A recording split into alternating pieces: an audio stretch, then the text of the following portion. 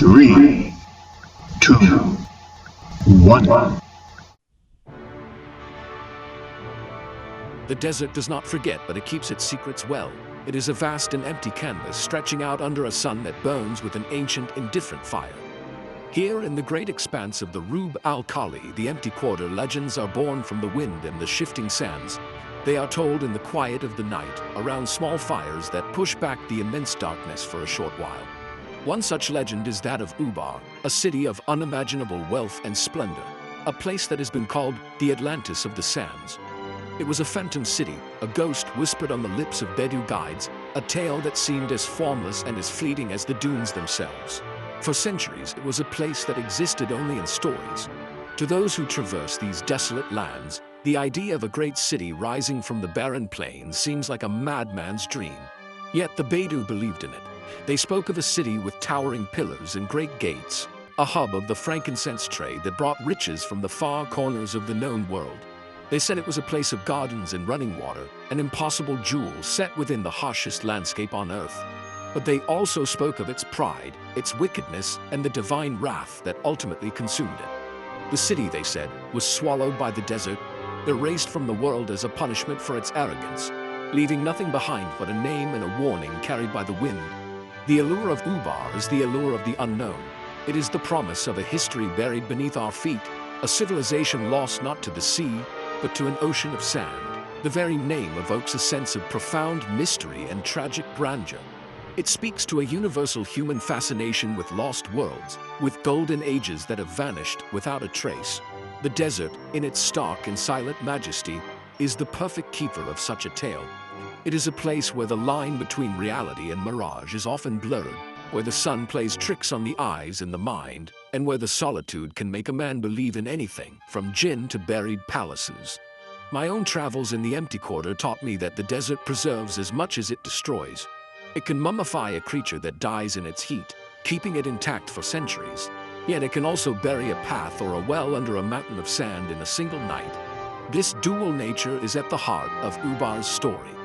The city was said to have been erased, yet the legend itself was preserved with perfect clarity in the oral traditions of the desert tribes. The sands that were its tomb were also the archive of its memory. This paradox is what makes the search for Ubar so compelling.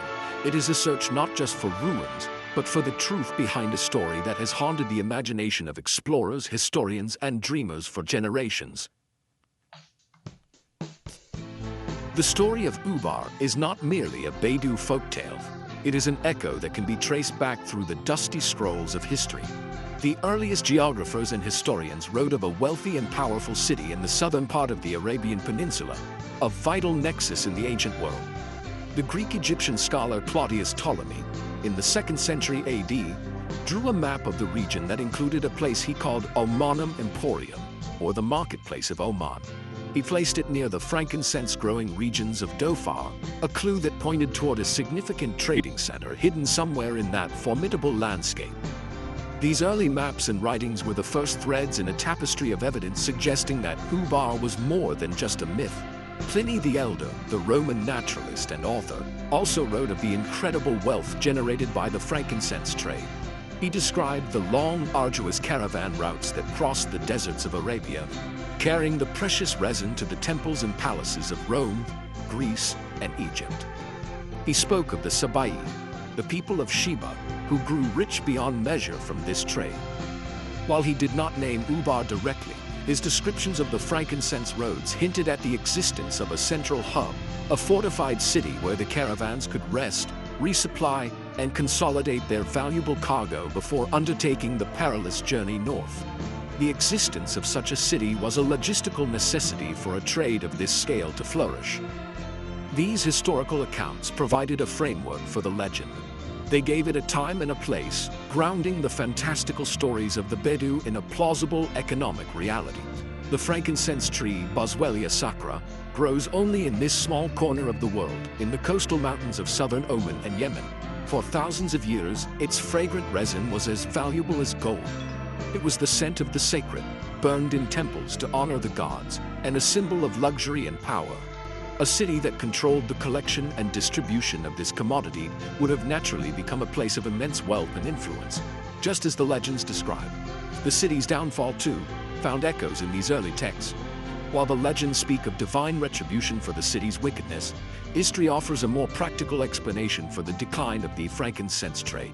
The rise of Christianity in the Roman Empire led to a decrease in the demand for incense used in pagan rituals. Trade routes shifted, new powers emerged, and the economic foundations that had supported the desert metropolis began to crumble. The great caravan city, once the heart of a global trade network, would have slowly faded into irrelevance, its wealth drying up like a desert spring, making it vulnerable to the encroaching sands and the forgetfulness of time. The legend of Ubar is deeply entwined with an even older and more potent story, that of Iram of the Pillars. This name appears in the Quran, in Surah Al-Fajr, which speaks of the fate of impious nations.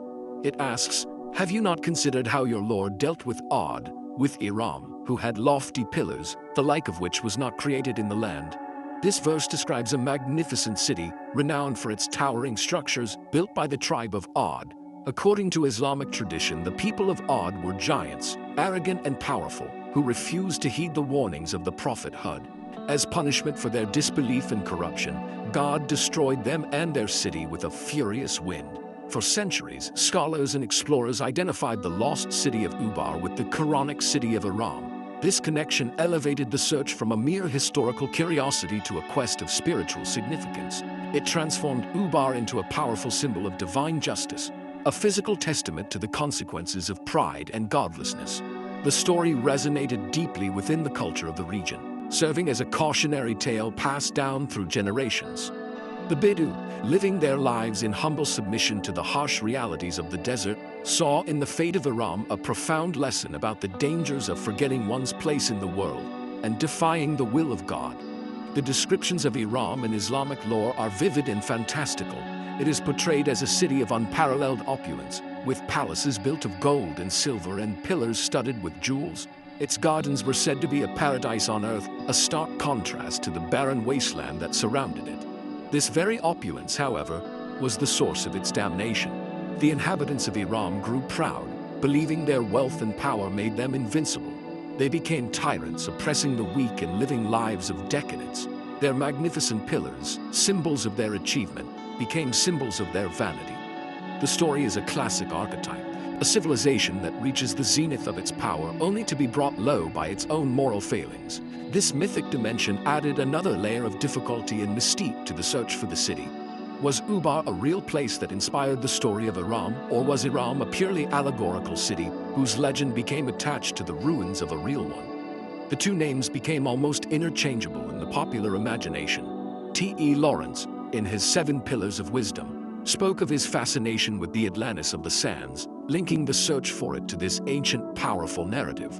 The quest for Ubar was therefore a quest for the physical remnant of a moral lesson, a search for the bones of a city destroyed by its own hubris. The story of a lost city holds a timeless appeal. It speaks to a deep-seated human desire for discovery and a nostalgia for a world that we imagine was grander and more mysterious than our own.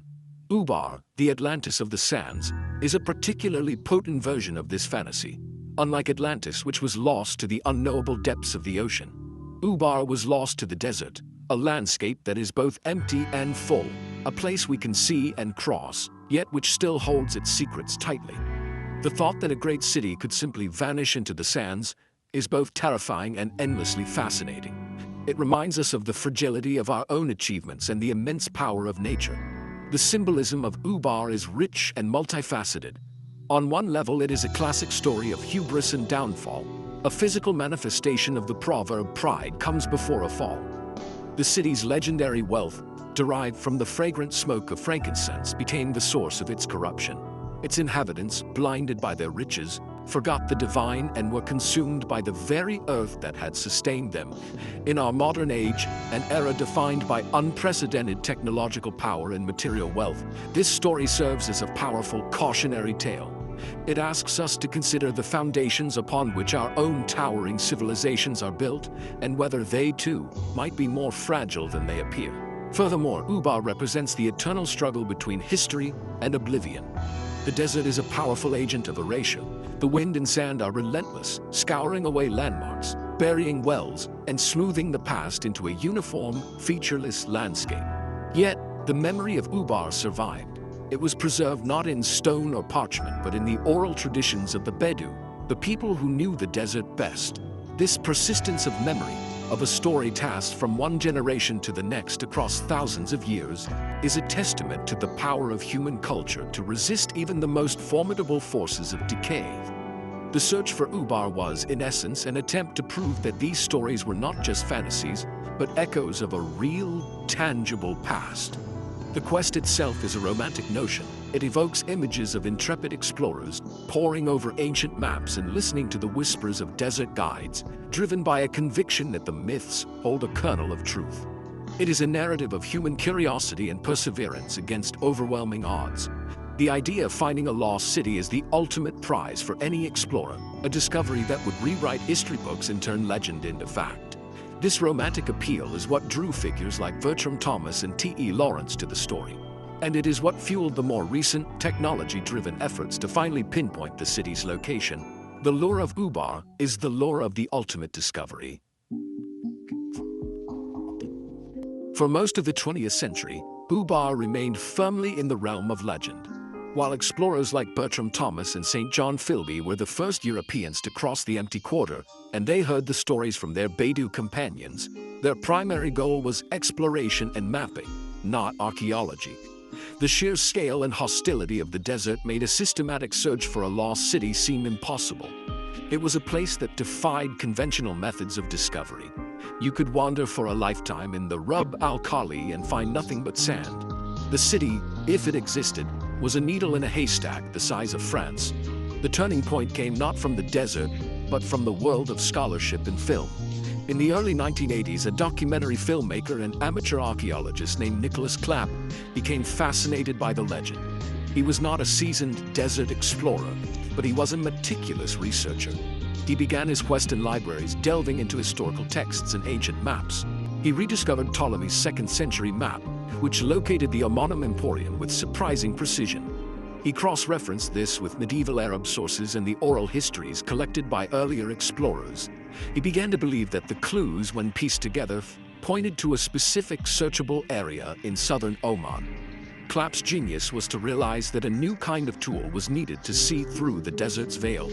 He understood that a city of Ubar's importance would have been the hub of a vast network of caravan trails, like spokes on a wheel. These trails, compacted by the passage of millions of camels over hundreds of years, would have left subtle traces on the landscape, scars that might still be visible even if the city itself was buried. The human eye, looking across the dunes, could not see this pattern, but a new technology, one that offered a perspective from high above the earth, might be able to. Clapp turned to the promise of space-age exploration. He approached scientists at NASA's Jet Propulsion Laboratory, or JPL, with his audacious idea. He proposed using radar imaging technology, which had been carried aboard the Space Shuttle Challenger, to look for these ancient caravan routes. The scientists were intrigued. The spaceborne imaging radar could penetrate dry sand and reveal subsurface features. It was a long shot, a search for faint lines in the desert from hundreds of miles up in space. But in 1984, they aimed the radar at the region Clapp had identified. The images that came back were astonishing. They revealed a network of ancient tracks, invisible on the surface, all converging on a single point near a prominent well at a place called Shizr. The images from the space shuttle provided the map. They showed the ghostly outlines of ancient roads, long since buried by the shifting sands, all leading to one location, Shizr. This small, desolate outpost in the Dhofar province of Oman was known for its well, which had been a vital water source for the Bedou for as long as anyone could remember. But around the well were the unassuming ruins of a small, crude fort. For years, it had been dismissed as a minor structure, perhaps a few hundred years old, of little historical significance. But the converging lines on the radar images suggested that something much more important lay beneath the surface. It was here that the explorers decided to dig. Led by Clapp and accompanied by archaeologists, Juris Zarins and British explorer Sir Ranulph Fiennes, the expedition arrived at Shizr in 1991. The site was not at first glance impressive. It was a low mound of rubble, dominated by the crumbling walls of the later fort. The The desert stretched away in all directions, a flat, gravelly plain that offered little shelter from the relentless sun. It was hard to imagine that this bleak spot could be the location of the fabled Atlantis of the sands. The story spoke of lofty pillars and magnificent gardens, not a pile of rocks next to a watering hole. But the evidence from space was too compelling to ignore. The team began to excavate, carefully removing the layers of sand and rubble. Almost immediately, they began to find things that did not belong in a simple desert fort. They unearthed pottery shards from Rome, Greece, and Persia, clear evidence of extensive long-distance trade. These were not the artifacts of a remote, isolated outpost. They were the remnants of a cosmopolitan center that had connections to the great empires of the ancient world. The age of the pottery dated back 2,000 years, placing the site squarely in the heyday of the frankincense trade. The excitement on the dig began to build. The legend was starting to feel real. The most significant discoveries were yet to come. As the team dug deeper, they began to uncover the foundations of a much older and much larger structure beneath the visible fort. They found the remains of a large octagonal fortress with high walls and, most tellingly, tall towers at its corners. This was the breakthrough moment. The lofty pillars described in the Quran and the towers of the legendary city were not just poetic fancy.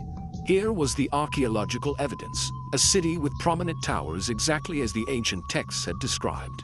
The team was convinced they had found it. They announced to the world that the lost city of Ubar had been located. The excavations at Shiza revealed the skeleton of a lost civilization. The city that emerged from the sand was not a sprawling metropolis like Rome or Babylon, but a compact and heavily fortified citadel. It was built for a specific purpose, to command and protect the precious frankincense trade at a critical juncture. The octagonal shape was unusual and suggested a sophisticated design. The fortress was built directly over a large limestone cavern, which contained the well that was the settlement's lifeblood. This great cavern provided a secure and seemingly inexhaustible supply of water, making life possible in this intensely arid region. It was the city's greatest asset. The towers were the most striking feature. The archaeologists uncovered the stumps of at least 8 of them, confirming the descriptions that had been passed down for millennia. These were not the jeweled pillars of myth, but they would have been impressive structures in their own right. Rising high above the flat desert floor, they would have served as watchtowers, allowing sentries to see approaching caravans or raiders from miles away. They were symbols of power and security, a clear statement that this crossroads was controlled and protected. Inside the walls, the team found evidence of administrative buildings and storage areas, the nuts and bolts of a thriving commercial enterprise. The artifacts told a story of global connections. The sheer volume and variety of foreign pottery was staggering. It painted a picture of a bustling, multicultural hub where traders from across the ancient world met to do business. Frankincense from the Dhofar Mountains would have been brought here, graded in packed for the long journey north. In return, the city received the goods of the Roman Empire, Persia, and India. This was no mythical paradise, but a hard-headed commercial outpost, a desert port that was as vital to ancient trade as the great port cities of the Mediterranean. The findings at Shiza provided a rational basis for the legends of Ubar's immense wealth. The excavation also revealed something else, something that spoke directly to the city's dramatic end. The archaeologists found that the fortress had not been destroyed by a foreign enemy or a divine wind. Instead, the evidence pointed to a catastrophic collapse. The entire city had been built on a geological fault line, atop a hollow dome of limestone. The constant drawing of water from the great well below, perhaps combined with an earthquake, had weakened this foundation over centuries. Sometime around 300 to 500 AD, the ground gave way. A huge section of the fortress, including one of its great towers, collapsed into the sinkhole, swallowing a part of the city in a single devastating event. The discovery of the Great Collapse at Shiza was a moment of profound revelation. It provided a stunningly literal explanation for the legend of a city swallowed by the earth. The Bedu story of divine punishment was not a complete fabrication. It was a mythologized memory of a real geological catastrophe. An event as terrifying and sudden as a massive sinkhole swallowing a section of the city would have seemed like a supernatural act to the people who witnessed it. It is easy to see how this traumatic event, passed down through generations, evolved into a story of a city destroyed by God for its wickedness. The myth was a way of making sense of an incomprehensible disaster. This finding beautifully illustrates the relationship between myth and reality. Legends are often not pure inventions but are elaborations or interpretations of real historical events. The core truth of the Ubar story, a magnificent, proud city that vanished suddenly, was accurate. The details were embellished over time. The towers of the fortress became the lofty pillars of Iram. The city's commercial success was remembered as decadent, sinful pride, and the geological collapse was reinterpreted as an act of divine retribution. The archaeological evidence did not debunk the legend. Rather, it explained its origins, showing how a factual event could become enshrined in myth.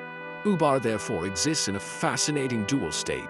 It is both a real place, the archaeological site of Shizr, and a powerful idea, the Atlantis of the sands.